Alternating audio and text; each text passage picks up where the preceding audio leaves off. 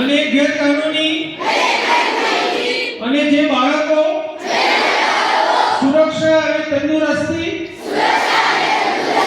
વિકાસમાં અડચણરૂપ છે એમના સપના સાકાર કરવા રૂકાવટ છે। આ માટે હું કોઈ પણ જગ્યાએ બાળ લગ્ન થતા હશે અથવા મારી જાણમાં હશે તેવા બાળ લગ્નમાં હું હાજર નહીં રહું અને તેની જાણ સરકાર, પોલીસ સ્ટેશન અને મારી સ્કૂલમાં હું કરીશ। હું બાળકોના અભ્યાસ સુરક્ષાને લઈ મારો પોતાનો અવાજ બુલંદ કરીશ।